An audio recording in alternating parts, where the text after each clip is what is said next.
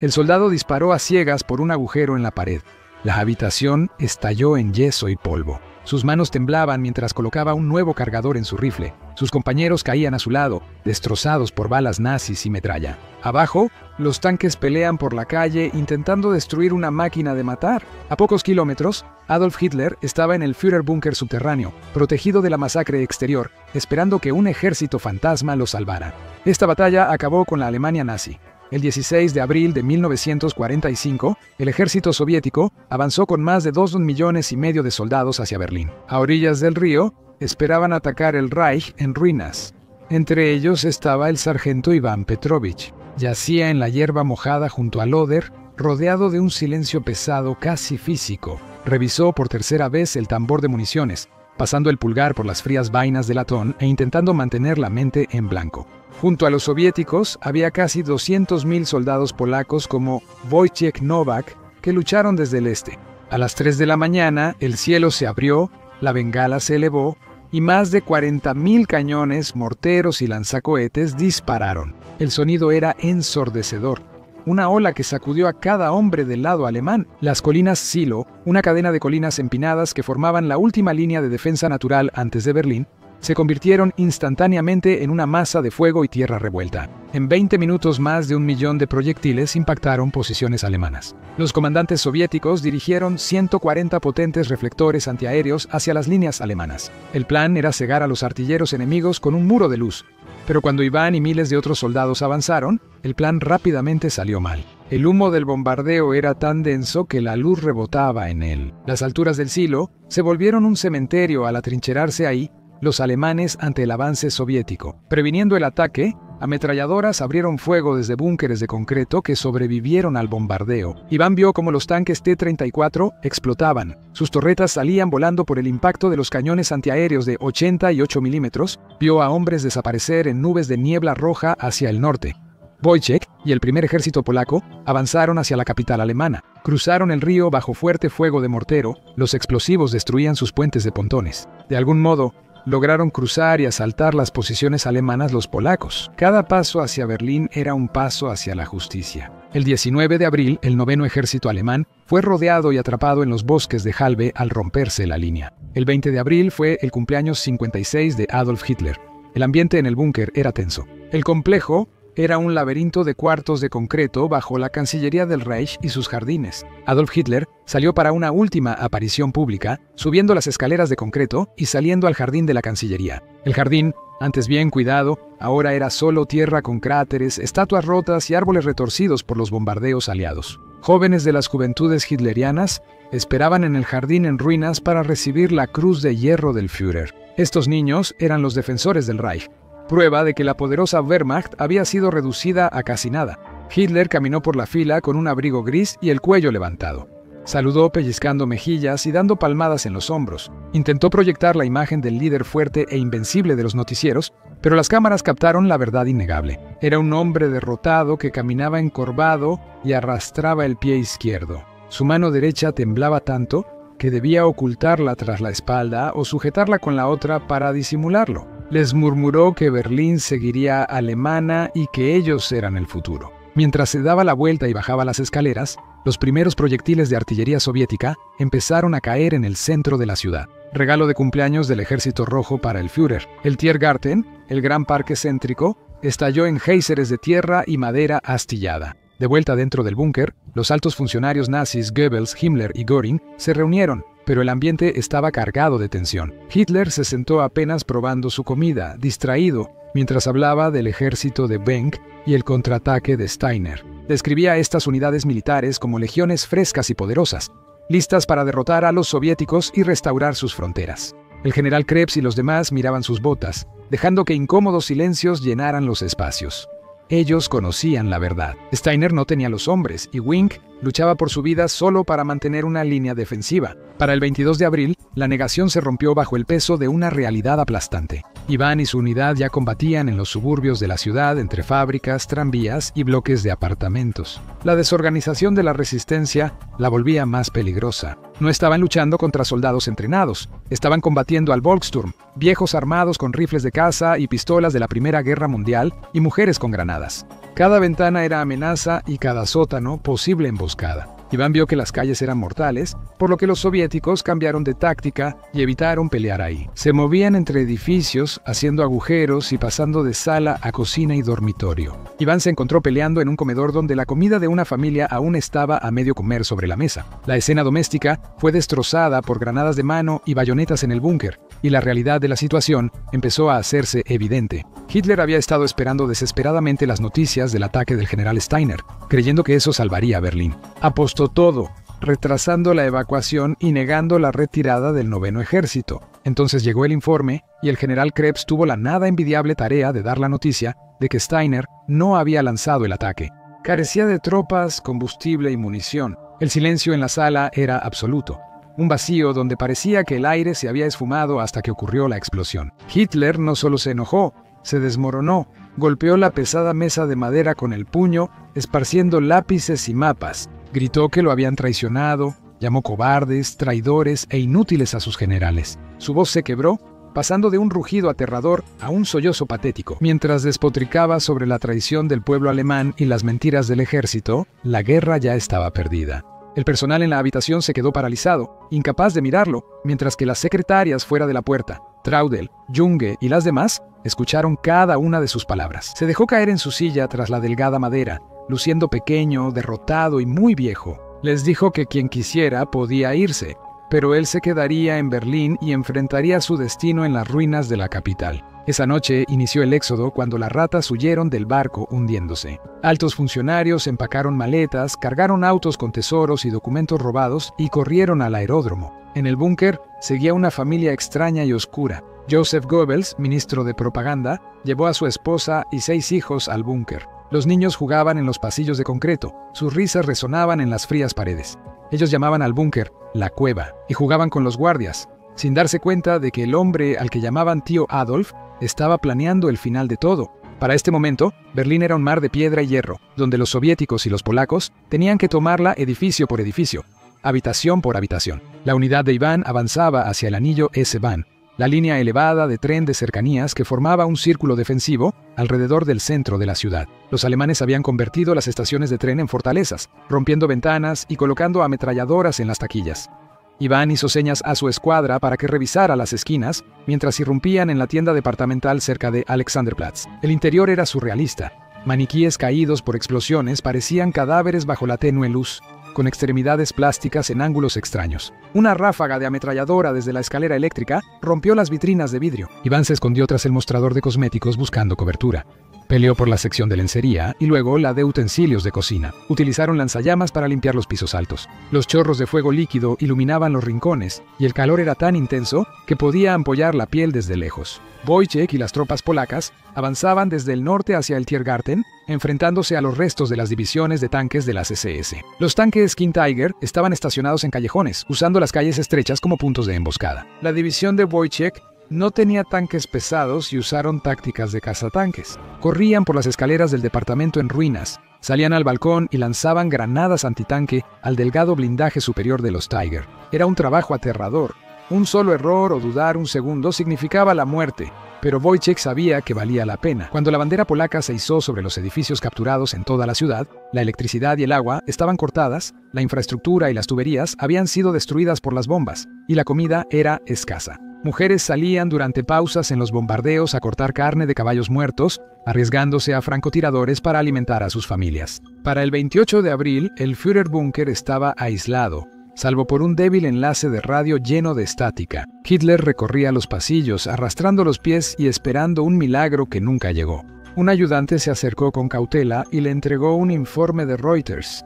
Heinrich Himmler, jefe de las SS y arquitecto del estado de terror, intentaba negociar la rendición con los aliados occidentales. Intentaba salvarse ofreciendo Alemania a estadounidenses y británicos.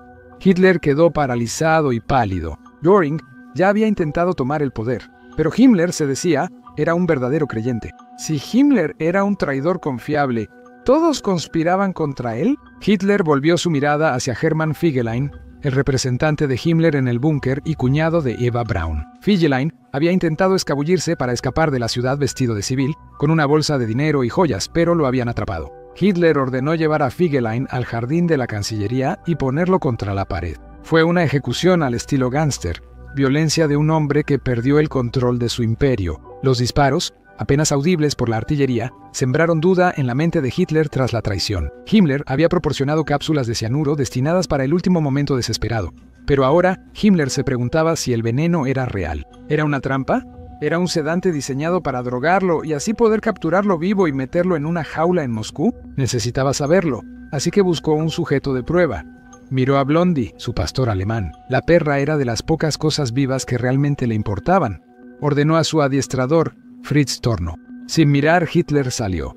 Poco después, Blondie convulsionó y murió en el baño. Hitler quedó satisfecho de que el veneno era real y que la salida estaba asegurada. Él vio al animal leal, inmóvil en las frías baldosas, y se alejó en silencio, derrumbándose después. Para el 29 de abril, los soviéticos se preparaban para atacar el Reichstag, pero para llegar ahí, tenían que cruzar el río Spree y tomar el puente Motka. Este puente era un punto crítico, una barricada fortificada de hierro y piedra bloqueada por los alemanes con tranvías, alambre de púas y explosivos. La unidad de Iván iba en la primera oleada.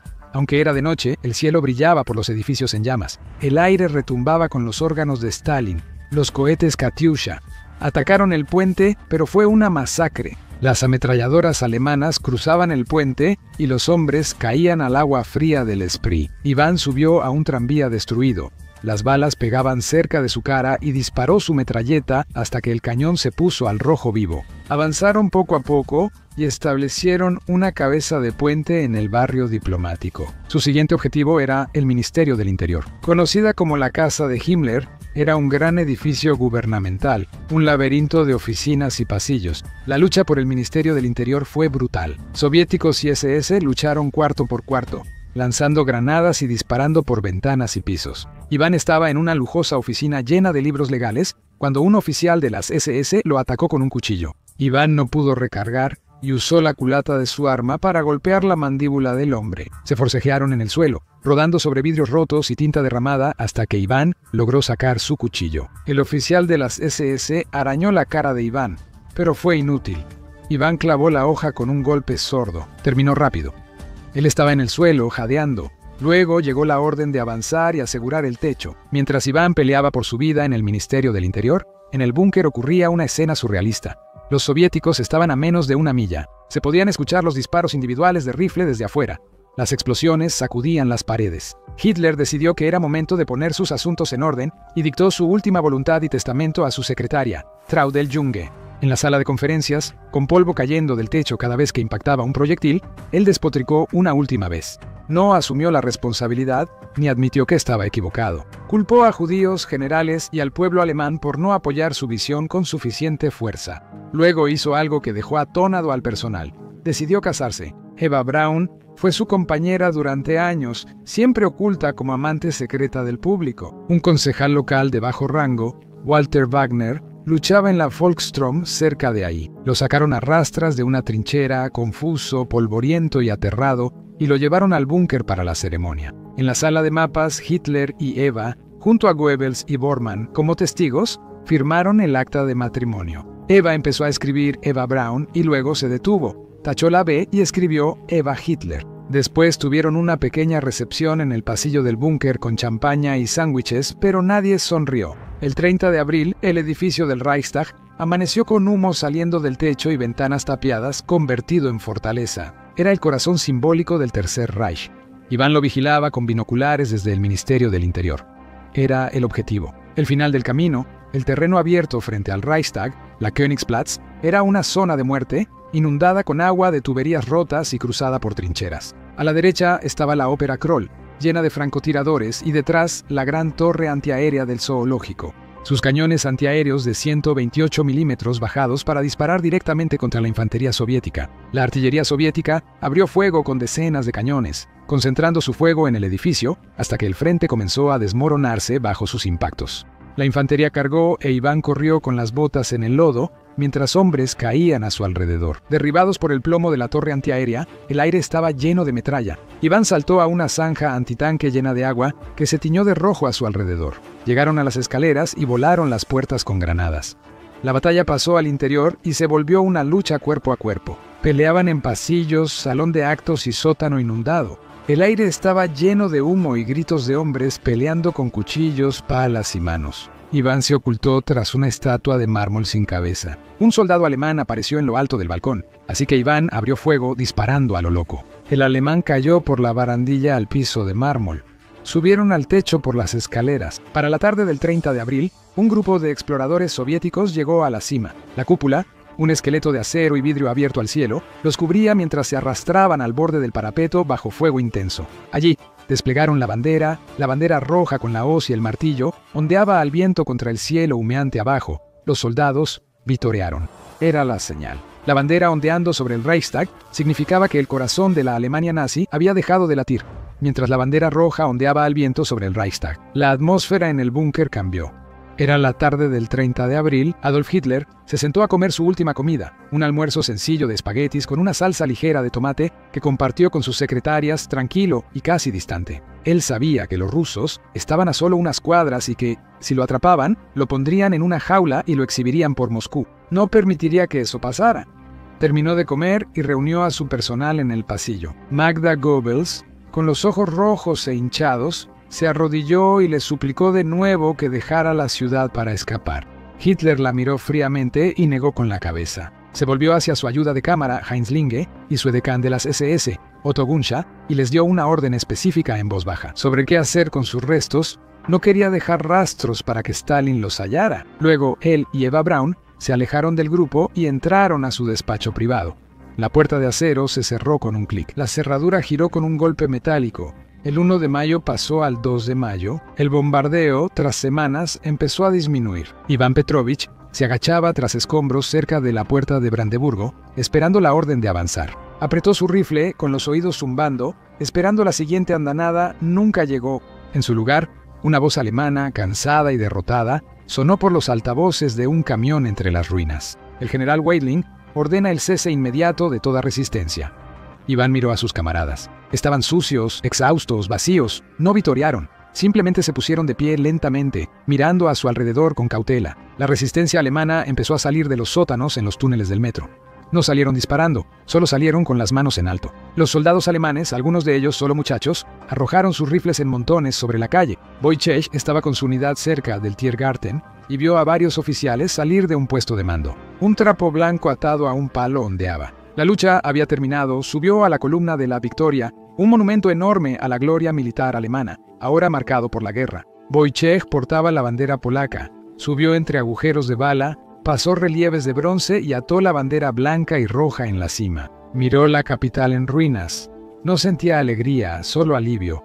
Pero todos tenían una pregunta pendiente. Soldados, comandantes y el mundo se preguntaban, ¿dónde estaba Hitler? Los rumores se propagaron rápidamente entre las filas. Unos decían que escapó a Sudamérica en submarino y otros que murió en el frente. Stalin exigía una respuesta. Los oficiales de inteligencia soviéticos, las unidades SMERSH, atravesaron las multitudes que celebraban porque no estaban interesados en la rendición. Corrieron hacia la Cancillería del Reich, que era una carcasa destrozada. Las tropas soviéticas avanzaron entre escombros, cruzando muebles y candelabros rotos, hasta hallar la entrada al complejo subterráneo. Al bajar al búnker, el aire era denso, olía a diésel y a un aroma dulce de almendras. Los soldados avanzaron habitación por habitación, con linternas que cortaban la penumbra, encontrando escenas de horror que hablaban de las últimas horas desesperadas en los aposentos de los Goebbels. Encontraron los cuerpos de los niños, sus padres ya no estaban. Los generales Krebs y Berdorf fueron hallados en la sala de conferencias, muertos sobre la mesa, tras suicidarse para evitar la captura. El lugar parecía una tumba, pero faltaba el premio principal. El despacho y los aposentos privados estaban vacíos. Había sangre en el sofá, pero ningún cuerpo. Los oficiales de inteligencia interrogaron a los sobrevivientes, mecánicos y guardias que no huyeron por miedo. Apuntando al jardín, los oficiales subieron corriendo por las escaleras y salieron al jardín de la Cancillería. El suelo estaba revuelto por los bombardeos, un caos de lodo y cráteres. Comenzaron a buscar, una sombría búsqueda de carroñeros bajo la lluvia, y luego, cerca de la salida del búnker, dentro de un cráter de proyectil, un soldado notó que la tierra había sido removida y había señales de fuego, tierra quemada, pedazos de tela carbonizada y olor a gasolina. Comenzaron a cavar. Europa estaba en ruinas. La reconstrucción llevaría décadas y las cicatrices perdurarían generaciones. Ese día de mayo de 1945, cesaron los cañones, liberaron los campos y terminó la pesadilla.